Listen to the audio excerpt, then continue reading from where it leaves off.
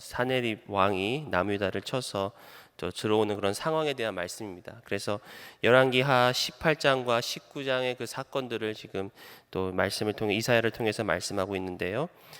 특별히 하나님이 이 사내립이 쳐들어왔을 때 히스기야 왕은 하나님께 간구하고 또 하나님께 기도하였을 때 하나님께서 아수르 군대 18만 5천 명을 하룻밤에 다 치셔서 저들이 다 후퇴한 그 사건을 잘 기억하실 것입니다. 이 사건을 통해서 하나님의 그 위대하심과 또 하나님의 그 통치하심, 또 하나님의 그 나라의 그 승리를 우리가 보게 되는데요. 그래서 오늘 본문을 통해서 이 하나님의 그 통치의 승리와 또 사방이 적들로 둘러싸여져 있는 것과 같은 그러한 소망 없는 그런 상황 가운데서 어떻게 우리를 역전케 하시는가를 좀 말씀을 통해서 같이 살펴보기를 원합니다. 먼저 17절을 보시면은 내 눈은 왕을 그의 아름다움 가운데서 보며 광활한 땅을 눈으로 보겠고. 여기서 나와 있는 왕은 문자적으로 히스기야 왕을 뜻할 수 있겠습니다. 여러분 잘 아시지만 히스기야 왕은 하나님 앞에서 의로운 왕이었죠. 그러기에 하나님께서는 히스기야 왕을 도우셔서 남유다를 지켜주신 사건을 우리는 잘 알고 있습니다. 히스기야는 기도의 사람이었습니다. 사내립이 쳐들어왔을 때, 나라가 위험에 빠졌을 때 온전히 하나님을 의지하고 기도하던 사람이었습니다. 그리고 또한 그가 죽을 병에 걸렸을 때 하나님께 간구함을 통해서 생명을 연장받은 것을 우리가 알 수가 있지요. 그래서 역대하 31장 20절과 21절에는 이렇게 히스기야에 대해서 고백합니다. 히스기야가 온 유다에 이같이 행하되 그의 하나님 여호와 보시기에 선과 정의와 진실함으로 행하였으니 그가 행하는 모든 일 곧 하나님의 전에 수종드는 일에나 율법에나 계명에나 그의 하나님을 찾고 한 마음으로 행하여 형통하였더라. 그래서 하나님께 진실되게 행하고 또 하나님께 정의롭게 행하고 또 그가 온 마음으로 하나님을 찾고 하나님의 말씀에 순종하였을 때 하나님께서 그를 형통하게 하셨다. 그래서 하나님께서 이 히스기야 왕에게 그 어려운 그런 상황 가운데서도 부와 영광을 하나님께서 허락하셨습니다. 하지만 우리는 너무 잘 알지만 히스기야는 마지막에 그 생명의 연장을 받고 오히려 교만한 것을 우리가 알고 또 그것을 통해서 하나님께서 또 그런 역사 가운데 히스기야 왕의 그런 교만과 또 그의 아들을 통해서 어떻게 또 유다가 하나님께 범죄하는지는 우리가 역사적으로 잘 알 수가 있습니다. 물론 여기서 나와 있는 왕이 히스기야 왕이고 또 이사야 왕은 히스기야 왕을 또 이렇게 이야기를 하면서 그의 아름다움 가운데 그를 바라보라고 하지만 우리는 인간에게는 분명한 한계가 있다는 것을 우리는 알아야 합니다. 우리가 아무리 열심히 노력하고 또 우리가 열심히 하나님 앞에 산다고 하지만 우리는 인간이기 때문에 어쩔 수 없이 실수하고 또 실패하고 넘어질 수 있는 그런 어떤 인간의 한계를 우리가 인정해야 된다는 것이죠. 그렇기 때문에 우리가 진정으로 바라봐야 대상은 오직 예수 그리스도뿐만임을 우리가 기억해야 한다는 것입니다. 주위에 훌륭한 분들이 많이 계십니다. 또 우리 지난 어제 말씀처럼 우리가 좋은 스승을 만나서 또 좋은 스승에게 받고 가르침을 받고 또 좋은 스승과 또 목회자를 통해서 하나님의 은혜를 경험한 건 너무나 중요합니다. 우리가 실제로 그렇게 해야 되고 또 하나님께서는 그 사람을 통해서 우리에게 부어주시는 성령과 부어주시는 그런 은혜가 있는 것을 우리는 잘 알고 있습니다. 그러나 우리가 그럼에도 불구하고 궁극적으로 바라봐야 할 분은 오직 한 분 예수님이시라는 것입니다. 왜냐하면 사람은 실수할 수가 있고 완벽하지 못합니다. 오히려 너무 이렇게 사람을 완벽하다라고 생각하고 사람을 바라보다가는 그 사람을 통해서 실망하게 되는 게 우리 인간입니다. 기대가 너무 크기 때문에 오히려 그 사람에 대한 분노가 나타날 수가 있습니다. 그래서 이게 분노의 원인 중에 하나가 잘못된 기대라고 하잖아요. 사실 그게 예전에 우리 강 목사님께서 예전 교회에 부흥회 오실 때 하셨던 그 말씀 중에 하나인데 이 잘못된 기대가 오히려 사람을 분노하게 한다는 것을 우리는 이렇게 인간 관계에서 잘 알 수가 있겠죠. 그렇기 때문에 우리가 너무 분명히 하나님께서 사람을 통해서 우리를 성숙해 하시고 가르치시고 또 사람을 통해서 우리가 은혜를 받지만 이 하나님보다 사람을 더 의지하면 안 된다는 거예요. 궁극적으로 우리가 바라봐야 될 부분은 오직 예수님이시죠. 왜냐하면 예수님은 우리를 실망시키지 않으시고 또 우리가 사람은요 사실 보면 볼수록 더 가까이면 가까이 할수록 이 단점이 보이게 마련입니다. 우리가 부부가 같이 살다 보면은 이게 모든 걸 다 보일 수밖에 없잖아요. 제가 이렇게 목사로서 앞에 나와서 강단에 서서 이렇게 거룩한 척하지만 집에 가면 다 모든 걸 다 보여줘야 되잖아요, 그렇죠? 그래서 이 목사들이 가장 무서워하는 청중 중에 한 명이 누구라고요? 사모님이라 사모님. 사모님이 계시면 두렵고 떨리는 마음으로 한마디 한마디 이렇게 하는데 근데 이게 사람 관계라는 게 참 근데 이게 주위에는요 또 알면 알수록 이게 더 이렇게 감동이 되는 분들이 계세요. 자꾸 참 쉽지 않거든요. 뭐 저도 이렇게 보면은 이렇게 처음에 만날 때는 첫인상도 좋고 또 서로 이렇게 처음엔 좋지만 이렇게 알면 알수록 이 단점들이 보이기 마련인데 그런데 우리 예수님은요 알면 알수록 더 아름다우신 분이십니다. 우리 예수님은 더 가까이 하면 가까울수록 더 놀랍고 경이로운 분이십니다. 보면 볼수록 예수님의 그 충만함을 우리는 더 깊이 경험할 수가 있죠.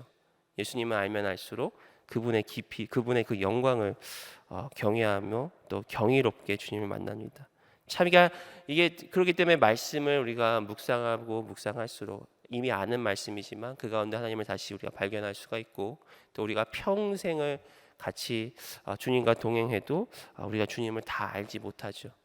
그런 분을 바로 여기서는 바라보라라고 우리에게 말씀을 하고 있습니다. 그래서 우리가 진정한 주님을 바라볼 때 우리 가운데 진정한 기쁨이 있고 진정한 행복이 있음을 믿으시기 바랍니다. 주님을 바라볼 때 바로 상황과 환경을 뛰어넘을 수 있습니다. 그렇기 때문에 그분의 아름다움을 바라보라라고 얘기를 하면서 또한 17절에 그 광활한 땅을 네가 눈으로 보겠다라고 얘기를 합니다. 바로 하나님의 땅은 광활하다. 주님의 아름다움과 동시에 하나님의 그 행하신 일의 그 광대하심을 우리는 알 수가 있습니다. 그래서 우리는 하나님이 누구신가에 대해서 우리가 바라봐야 되고 또 하나님께서 하시는 일들, 특별히 하나님께서 우리 인생 가운데 또 역사 가운데 행하시는 놀라운 일들을 통해서 주님을 알고 또 주님을 또 경이롭게 우리가 느낄 수가 있지요. 그래서 여기 20절에도 동일하게 이야기를 하고 있지요. 우리 절기의 시운성을 보라. 내 눈이 안정된 처소의 예루살렘을 보리니. 그러니까 우리가 무엇을 바라보느냐 또 누구를 바라보느냐가 참 중요합니다. 우리의 시선이 어디에 두느냐가 중요하고 또 우리가 그 시선대로 우리의 마음이 가고 또 그 시선 가운데 그 시선이 어떻게 보면 우리의 운명을 좌우한다라고 해도 과언이 아닐 것입니다. 그래서 이 미가 선지자는 이렇게 고백합니다. 미가서 7장 7절에 오직 나는 여호와를 우러러보며 나를 구원하시는 하나님을 바라보나니 나의 하나님이 나에게 귀를 기울이시리로다.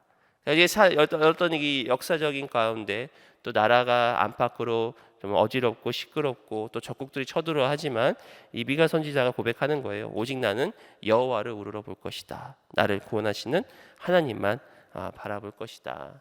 그래서 이게 주님을 바라본다, 예수님을 바라본다라는 것이 이게 성경 전체적으로 또 우리에게 계속해서 권면하고 또 그 가운데 또 하나님의 그 뜻이 있음을 우리가 잘 알 수가 있습니다. 그래서 우리가 잘 아시는 말씀 중에 이 히브리서 12장 2절에 믿음의 주여 또 온전하게 하시는 이인 예수를 바라보자라고 얘기하지 않습니까? 여기서 이 바라보자라는 그 단어가 영어로는 fix our eyes라는 단어를 썼습니다. 뭐냐면 시선을 고정시키자. 그러니까 한번 바라보고 마는 게 아니라 한번 쳐다보고 마는 것이 아니라 날마다 우리의 시선을 주님께로 고정시켜라. 그러니까 계속해서 바라보라는 것이죠.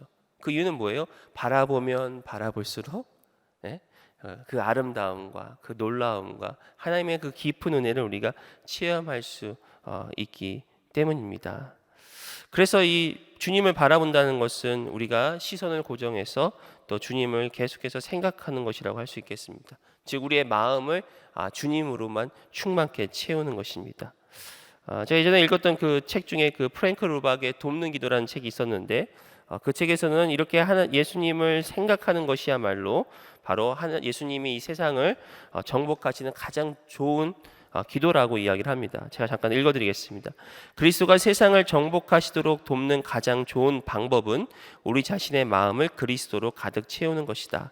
우리가 할 수 있는 만큼 그리스도와 그분의 나라에 대해 생각함으로써 우리는 그렇게 할 수가 있다. 우리가 그리스도에 대해 생각한다면 필연적으로 그분을 증거하고 그분을 위해 일하게 될 것이다. 그럴 때 나는 다른 사람들은 우리의 말과 행동을 통해서 그리스도를 보게 될 것이다. 그러니까 이분 얘기하는 것은요. 우리가 기도하기 전에 또 우리가 주의 일을 하기 전에 가장 먼저 되어야 할 것이 우리의 마음을 그리스도로 충만하게 채우라는 것이죠. 왜냐하면 충만하면 흘러가게 돼 있잖아요, 그렇죠? 우리 어제 말씀이 참 우리가 이렇게 많은 생각과 또 많은 은혜가 있었는데 먼저 받아야 되죠. 받아서 채워야 흘러가는 거죠. 근데 흘러가야 진짜입니다.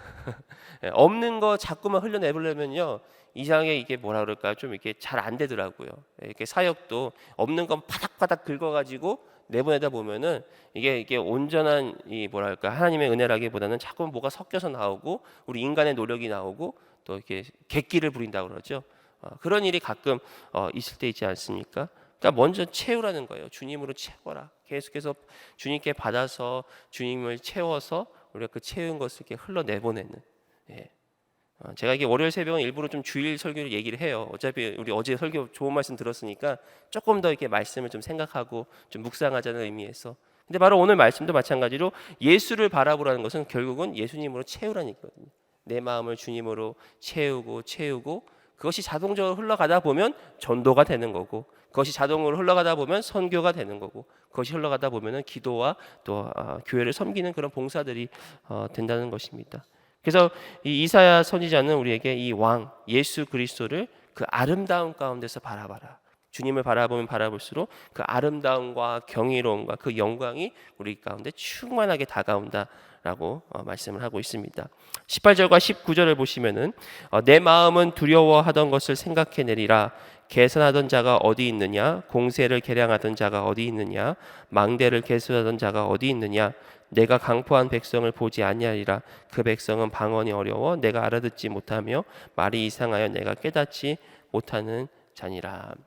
이 말씀은 뭐냐면요, 지금 우리가 그 이사야 선지자가 왕을 바라보고 또 왕의 그 광활한 땅을 바라보라라고 얘기하면서 얘기하는 것이 네 마음에 두려워하던 것들을 생각해라. 이건 뭐냐, 바로 아수르라는 나라가 쳐들어왔을 때 그들이 갖고 있었던 두려움, 그리고 아수르라는 나라가 지금 유다를 둘러싸고 있었을 때 그들의 어떤 모습들을 한번 생각해봐라. 그때 계산하던 자가 어디 갔으며 공세를 계량하던 자가 어디 갔으며 망대를 계수하던 자가 어디 있느냐. 그러니까 지금 이게 아수르 군대에 그 계수하던 자들, 아수르 군대의 그 자들이 어디 갔느냐라고 지금 이야기를 하시면서 바로 이 강포한 백성들, 즉 이스라엘의 그 적국이 되고 대적이 되는 그런 강포한 백성들은 이제는 보지 않을 것이다, 보지 못할 것이다. 그들의 방언이 어려워서 내가 알아듣지 못하며, 실제로 이 아수르가 그 아람 말을 썼죠. 그런 어려우며 그들을 이상하게 내가 깨닫지 못하는지라. 그러면서 하나님께서 친히 이 적들을 다 물리치시고 그들을 제거시키시고 그래야 그 가운데 진정한 평화가 올 것이다 라고 지금 우리에게 말씀을 하고 있습니다. 그리고 처음에는 적들을 두려워했지만 하나님께서 결국은 저들을 쫓아내시고 더 이상 저들을 볼 수 없다는 것이죠. 저들은 마치 내 하나님이 어디 있느냐, 네가 섬기는 하나님이 어디 있느냐라고 이야기하는 것 같지만 오히려 그렇게 장담했던 또 그렇게 비아냥거렸던 저들이 지금은 어디 있느냐라고 하나님께서 말씀을 하고 계십니다. 이게 이 말씀을 좀 묵상하면서 미가 선지자도 같이 보게 됐는데, 미가서 7장 10절에 보시면 나의 대적이 이것을 보고 부끄러워하리니 그는 전에 내게 말하기를 내 하나님 여호와가 어디 있느냐 하던 자라. 그가 거리에 진흙같이 밟히리니 그것을 내가 보리로다. 그러니까 그들의 대적들이 저들에게 나타났을 때 하는 얘기가 그거예요. 내가 섬기는 하나님이 어디 있느냐. 또 때로는 이 세상 사람들이 이야기를 하잖아요. 도대체 네가 믿는 예수님은 어디 있느냐. 네가 예수를 믿어도 왜 그렇게밖에 못하냐라고 그런 식으로 이야기하면서 어디 있느냐. 그러나 하나님께서 우리를 구원하실 때에는 오히려 저들이 어디 있느냐라고 주님께서 말씀하시고 있는 거예요.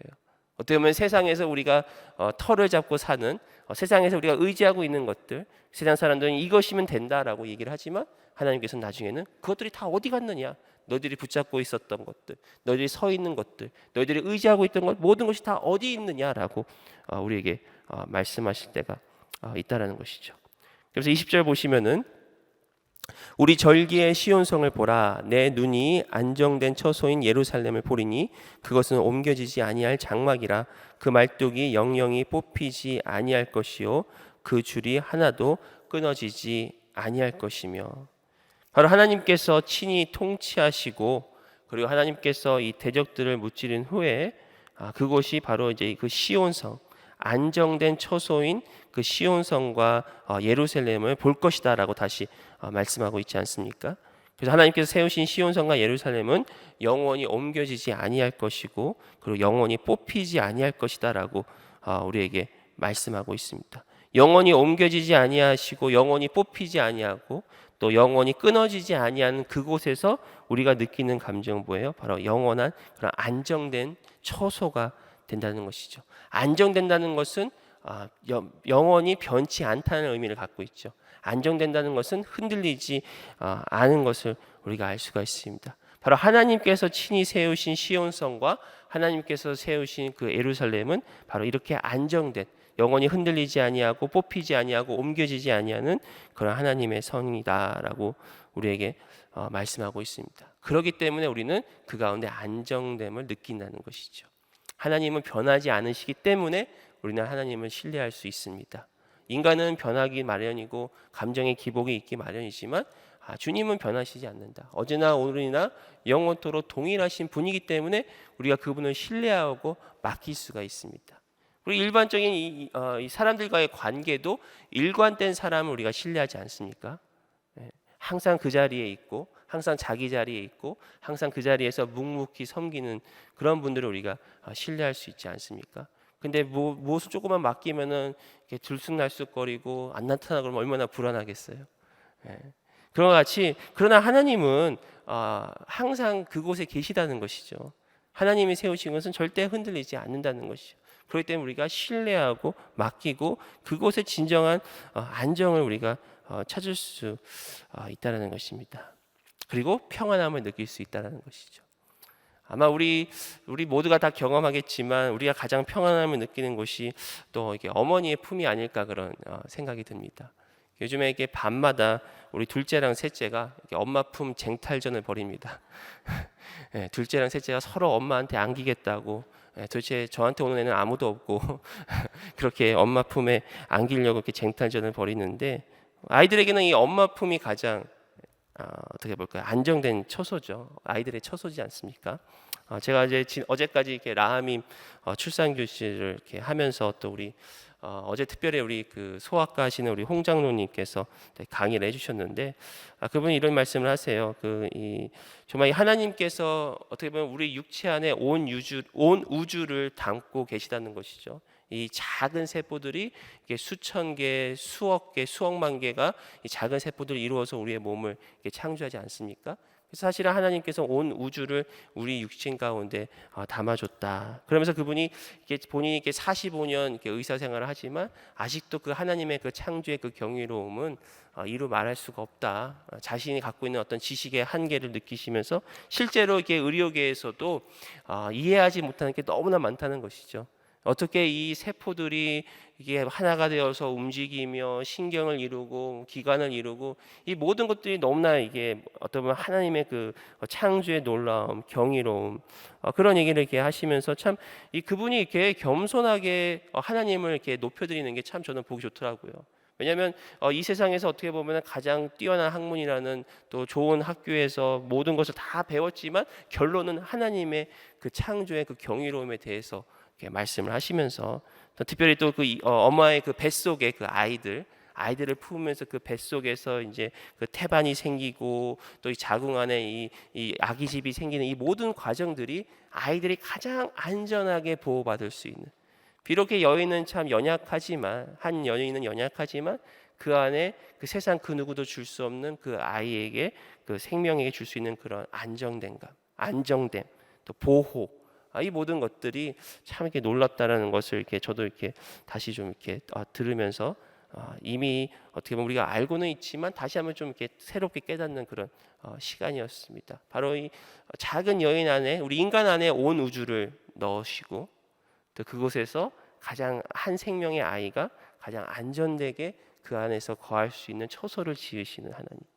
그 하나님께서 저와 여러분을 통해서 이제는 영원한 안식된 그 처소를 준비하시고 계시죠.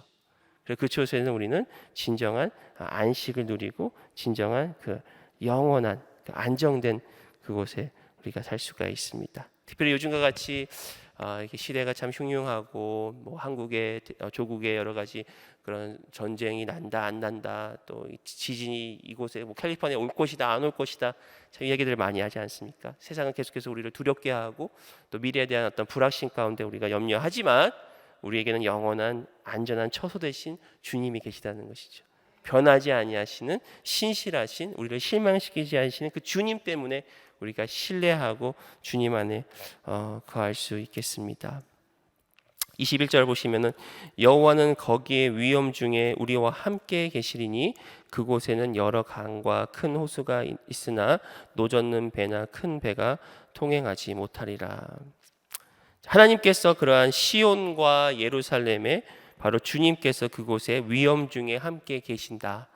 임마누엘 하나님을 말씀하고 있습니다. 우리와 함께 하시는 하나님. 그러므로 우리가 이 바로 하나님이 계신 곳, 주님이 거하시는 곳이 바로 하늘나라다라는 것을 우리가 깨달을 수가 있습니다. 천국에 대해서 가끔 생각하고 상상할 때 과연 천국의 가장 큰 특징이 뭘까? 우리가 일반적으로 생각할 때 천국에는 각종 보화와 보석과 뭐 금은 보화로 쌓여져 있고 에덴 동산과 같이 많은 실과와 뭐 그런 얘기들을 하잖아요. 그러면서 가끔 천국에는 커피가 없을 텐데 이러는 분들도 계시고 이러한 그런 삶 가운데 우리가 천국을 상상하지만 천국이 천국되게 하는 가장 큰 그 특징이 뭘까요? 바로 하나님이 계시는 곳이죠. 그래서 저는 예전에 그 495장인가 찬송가 우리가 참 좋아하는 찬송가인데 그 가사가 3절인가 그런 가사 있잖아요. 높은 산이 거친 들이 초막이나 궁궐이나 내 주 예수 계신 곳이 그 어디나 하늘나라. 그러니까 하늘나라가 어떤 하늘나라가 이렇게 우리에게 주는 이게 좋은 어떤 보이는 좋은 것들이 아니라 그곳에 주님이 계시기 때문에 그곳이 하늘나라라는 것이죠. 그러니까 그렇기 때문에 결국은 지금 이 이사야 선지자가 얘기하는 이 시온과 예루살렘도 다른 게 아니라 그곳에 하나님이 계시다는 거예요. 하나님이 계시기 때문에 그곳에 진정한 그곳이 영원하고 무너지지 아니하고 흔들리지 아니하고 우리가 영원한 안식과 안정을 그곳에 누릴 수가 있다. 그러니까 우리가 그러한 하늘나라를 우리가 미리 바라본과 동시에 또 여러분들이 처해 있는 그것도 하늘나라임을 믿으시기 바랍니다. 참 이게 우리가 이 믿음이라는 것은 참 놀라운 힘을 갖고 있습니다. 신앙이라는 것은 참 놀라운 힘을 갖고 있습니다. 어떻게 보면은 이게 그리스도인들은 항상 이게 역설과 역전의 삶을 살고 있지 않습니까? 역설이란 뭐냐면 우리가 처해져 있는 환경 가운데 감사할 수 없음에도 우리가 감사할 수 있는 그런 하나님께서 마음을 주시고 또 우리는 비록 가난하지만 다른 사람을 부유케 하는 그런 능력을 우리에게 주시고 비록 우리는 또 아프고 병들지만 다른 사람을 치유케 하는 능력도 하나님께서 우리에게 주심을 믿으시기 바랍니다. 원수를 우리가 사랑할 수 없지만 사랑하게 하시는 분도 하나님이시고 사랑할 수 없는 사람을 사랑하는 것도 하나님이시고 그러니까 어떻게 보면 이게 그리스도인들이 역설된 그런 삶을 살고 있잖아요. 우리 어제 순교자에 대한 얘기를 조금 했었는데 주님을 이렇게 우리가 이렇게 증거하다 보면은 또 증인이 되다 보면은 어쩔 수 없이 순교를 당할 때가 간혹 있지 않습니까? 요즘에도 이렇게 많은 이렇게 순교자들이 나오고 있지만 하지만 그분들이 그것을 어떻게 기쁨 가운데 또 묵묵히 그것을 견뎌내는 것도 그것도 역설이죠. 누가 나를 죽이고자 하는데 그것을 견뎌내는 것도 역설이라는 것입니다. 그게 우리가 예전에 아마 여러분들 많이 잘 아시는 그 선교사님 중에 짐 엘리어트라고 여러분 많이 들어보셨죠. 5명의 그 젊은 20대 청년들이 어느 그 원주민들을 이제 선교하기 위해서 참 많은 시간 동안 준비를 합니다. 많은 시간 동안 언어를 배우고 문화를 배우고 그리고 이제 그 종족을 섬기기 위해서 이제 그 해변가에 다다랐을 때 이 5명이 한꺼번에 살해를 당하지 않습니까? 그래가지고 이 미국에서 엄청나게 이것을 통해서 얼마나 이게 정말 낭비며 이 젊은이들에게 지금 이 생명을 이렇게 그냥 너무 허무하게 뺏어갔다라면서 이게 미국 전역에 참 큰 이슈가 되었던 그런 사건인데 우리가 너무 짐 엘리엇이 너무 잘 알고 있는데 그 사건의 기록을 보니까 이런 얘기가 있어요. 그들이 그 당시에 자기 호신용 무기들을 갖고 있었다는 거죠. 호신용 그러니까 무기가 뭐냐면 총이에요, 총. 그러니까 이제 이게 일반적으로 이렇게 뭐 짐승이나 이게 위험을 당할 때 자기를 보호할 수 있는 그런 무기들이 있었는데 그 종족들이 자기들을 이렇게 찌르려고 창을 들고 달려오고 또 찌르는 순간에도 저들을 향해서 총을 겨누지 않았다는 것이죠. 오히려 하늘 향해 총을 겨누면서 이렇게 얘기했죠. 우리는 당신의 친구입니다. 우리는 당신의 친구입니다. 그러면서 그 자리에서 그렇게 그냥 순교해 나갔다는 것이죠. 여러분 혹시 누가 나를 죽이려고 칼 들고 뛰어오는데 내 손엔 총이 있습니다. 과연 어떻게 하시겠습니까? 일반적인 상상으로는 너를 보호하는 게 맞는 거죠. 그런데 예수님의 사랑 때문에 또 그곳에 그 하늘나라가 있기 때문에 내가 나를 보호하는 것이 정당함에도 불구하고 저들을 구원하기 위해서 나를 희생하는 것이, 그게 어떻게 세상에서는 그것이 설명할 수 있겠습니까? 그러나 주님 안에는 그러한 역설의 그 하늘나라가 저와 여러분 가운데 있습니다. 그래서 우리가 물론 하나님께서 우리 오늘 말씀에도 계속해서 나오는 것 중에 하나가 하나님께서 우리를 풍부한 그 은혜를 우리에게 주시지만, 풍족한 은혜를 주시지만, 또한 우리가 그와 동시에 우리가 가지고 있는 그 역설의 그 능력, 은혜, 그런 은혜를 날마다 경험하며 사시기를 축복합니다. 그래서 바로 하나님이 계신 곳이 하늘나라라는 것이죠. 그리고 여기서는 또한 21장에 보면 그곳은 여러 강과 큰 호수가 있다라고 고백을 하고 있는데, 이는 마치 우리가 어제 암송했던 그 이사야 말씀처럼 이렇게 물된 동산 같고 물이 끊어지지 아니하는 샘 같으리라라고 우리를 축복하지 않습니까? 그러니까 이 하나님의 나라에는 이 물이, 특별히 물이라는 것은 이 생명을 나타내는 것이고 또 성령을 나타내는 것을 알 수 있겠습니다. 항상 물이 있는 곳에 풍성한 과일을 맺듯이 바로 하나님 나라의 그러한 강과 큰 호수, 그런 하나님의 그 생명의 샘이 흐르는 그곳인데, 재미있는 것은 노젓는 배나 큰 배가 통행하지 못하겠다라고 이렇게 이야기를 합니다. 참 사실 이 구절이 이렇게 쉬운 구절은 아니거든요. 이게 묵상하면서 도대체 이게 무슨 의미일까? 뭐 강과 큰 호수도 나름대로 이렇게 해석할 수 있겠지만 노젓는 배나 큰 배가 통행하지 못한다는 게 무슨 말일까? 그래서 이렇게 주석도 좀 찾아보고 이렇게 연구를 했는데 별로 이렇게 답이 별로 없더라고요. 그래서 그냥 제 나름대로 그냥 해석을 했습니다. 틀릴 수도 있는 건데 그렇게 한번 해석을 해봤어요. 이 하늘나라에 있는 이 강과 큰 호수, 이 샘들이 어떻게 보면은 이게 어떤 배가 드러나는 그런 길의 역할이 아니라 우리에게 생명을 주는 역할인데, 또 하나는 이거는 우리가 노를 저어서 건너갈 수 없는 강이라는 거예요. 그러니까 배를 타고 건너갈 수 없는 강이라는 거. 오직 하나님의 은혜로만 건너가는 강이라는 거죠.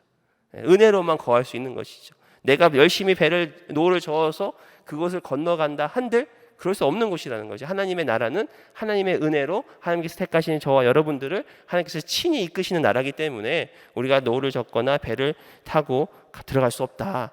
제가 그렇게 나름대로 한번 해석해 봤는데 좀 괜찮으십니까? 네. 틀릴 수도 있는데요. 그냥 하나님의 은혜로 넘어가시면 좋겠습니다. 그러면서 22절에 그래요. 여호와는 우리의 재판장이시고 또 여호와는 우리에게 율법을 세우시며 또 여호와는 우리의 왕이시고 우리를 구원하실 것이다. 그래서 막 그곳에서 하나님이 우리의 재판장, 특별히 재판장이라는 의미는 하나님께서 정의와 공의로 우리의 재판장이 되신다. 정의라는 것은 하나님이 공평하신 분이죠. 그렇기 때문에 우리가 하나님 앞에서는 억울함이 없습니다. 세상은 참 억울한 일이 많이 당합니다. 네, 그렇죠. 작은 교통사고 나도 때로는 억울한 일이 생길 때가 있습니다. 내가 잘못하지 않았는데 때로는 내가 잘못했다고 벌금까지 물 때가 가끔 있지 않습니까? 그리고 세상은 일반적으로 유전 무죄, 무전 유죄라고 하죠. 돈 있으면 무죄고 돈 없으면 유죄다. 세상은 참 억울한 일이 많고 참 그런 일이 많지만 하나님 나라는 공평한 나라입니다. 왜냐하면 하나님은 우리 마음의 중심을 아시고 하나님에게는 절대 실수가 없으신 분입니다. 때로는 세상에 있는 그런 판사들도 실수하기 때문에 몇 년이 지나서야 그것을 다시 뒤집고 몇 년 동안 감옥에 갇히고 나서야 다시 풀려나는 일이 가끔 발생하지 않습니까? 그러나 하나님은 공평하게 우리를 판단하시는 분이시다. 또 하나님은 우리에게 율법을 세우십니다. 율법이란 것은 삶의 기준입니다. 율법이란 것은 하나님 나라의 백성으로서의 사는 삶의 그 길을 제시합니다. 구약이나 신약이나 동일하게 율법은 바로 우리가 은혜를 받은 백성이 살아야 할 그런 모습에 대해서 말씀을 하고 있습니다. 그렇죠? 우리가 은혜로 인하여 구원을 얻고 그리고 하나님의 말씀을 또 우리가 날마다 행함을 통해서 지킴을 통해서 이미 주어진 구원을 두렵고 떨리는 마음으로 이루라라고 사도 바울이 우리에게 권면하고 있지 않습니까? 근데 구약도 사실은 마찬가지입니다. 왜냐하면 하나님께서 먼저 이스라엘을 애굽에서 출애굽시키셨습니다. 그렇죠? 하나님의 전적인 은혜예요. 저들이 잘해서가 아니라 하나님께서 저들에게 약속하셨기 때문에 하나님의 그 언약에 바탕을 해서 이미 이스라엘 백성을 애굽에서 탈출하게 시키셨습니다. 그러고 나서 시내산에 가서 율법을 주셨죠. 그러니까 분명히 이 은혜의 사건이 먼저고 율법이 다음인 걸 알 수가 있습니다. 그렇다면 율법이 뭐냐? 우리가 율법을 지켜서 구원을 얻는 것이 아니라 율법을 알을 통해서 하나님 나라의 백성의 삶을 사는 것이다. 특별히 이미 지금 이 오늘 이사야 말씀은 하나님께서 이미 이루실 그 영원한 처소 가운데 우리에게 율법을 주시는 건 뭐냐? 그곳에서 살아야 할 백성의 그 길을 하나님께서 인도해 주신다는 것이죠. 그 말씀을 통해서 우리가 하나님의 말씀을 그 순종함을 통해서 더욱더 주님을 닮아가고 그것을 통해서 어떤 우리 삶의 기준, 즉 하나님의 그 거룩한 삶이라는 것은 구별된 삶이죠. 구별된 삶이라는 것은 하나님께서 주시는 그 방법대로 사는 삶. 근데 구별의 결론은 뭐냐? 어떻게 보면 우리에게 행복이라는 것입니다. 그러니까 다시 얘기해서 율법은 행복이다. 아멘. 하나님께서 우리에게 법을 주시는 것은 우리가 행복하기 위함이라는 거예요. 그 마태복음 5장에 보면은 복이 있는 사람은 이러면서 팔복이 나오지 않습니까? 이 가장 복이 뭘까? 그래서 이 복이라는 것은 쉽게 얘기해서 행복하다는 얘기입니다. 행복하다. 그러니까 이 실제로 언어적으로 복이 있다라는 곳에는 행복하다는 의미가 있어요. 그러니까 하나님 말씀을 우리가 순종하는 자들은 행복합니다. 그래서 이 시편에도 고백하잖아요. 여호와를 가까이함이 내게는 복이다. 하나님을 가까이하는 게 행복이라는 것이죠. 그러면서 오늘 말씀을 쭉 이렇게 묵상하고 준비하면서 과연 오늘 좀 말씀 가운데 하나님께서 말씀하시는 것이 무엇일까라고 좀 생각했을 때 이런 것 같아요. 주님이 우리의 주인 되시는 게 진짜 행복이라는 거예요. 근데 우리 인간은요 본성적으로 자꾸만 누가 우리 주인 되는 거 되게 싫어해요, 그렇죠? 자유가 진정한 행복인 마냥 우리는 자유를 찾아서 계속해서 끊임없이 이렇게 나가가지 않습니까? 결국 아담과 하와가 범죄한 것도 하나님이 그들의 주인 되는 것을 그들이 거부한 거죠. 스스로 하나님 되겠다는 거죠. 그게 인간의 본성인 것 같아요. 그렇게 떠나면 그곳에 진짜 행복이 있는 것 같아요. 근데 하나님은 계속해서 말씀하시는 거예요. 내 안에 거할 때, 내가 너 주인 될 때 그때 진짜 행복하다. 마치 우리가 이 돌아온 탕자와 같이 아버지를 떠나서 모든 것을 다 쓰고 세상에서 모든 걸 다 누리면 행복할 것 같은데 결국은 누리고 나니까 아무것도 없고 그런 비참한 상황 가운데 다시 아버지께로 돌아오는 건 탕자와 같이 주님이 나의 주인 되시면 그것이 진짜 행복이다. 그러므로 우리가 계속해서 우리 주님을 결국은 지금 이사야가 계속해서 반복되는 말씀이 하나님이 친히 통치하시는 그날을 회복하잖아요. 회복에 있잖아요.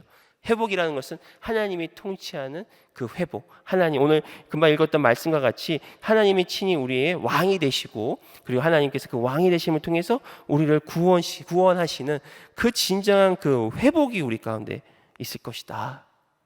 그러면서 23절과 24절에 보시면은 내 돛대줄이 풀렸으니 돛대의 밑을 튼튼히 하지 못하였고 돛을 달지 못하였으니라. 때가 되면 많은 재물을 탈취하여 나누리니 전원자도 그 재물을 취할 것이며 그 거주민은 내가 병들었노라 하지 아니할 것이라. 거기에 사는 백성이 사죄함을 받으리라.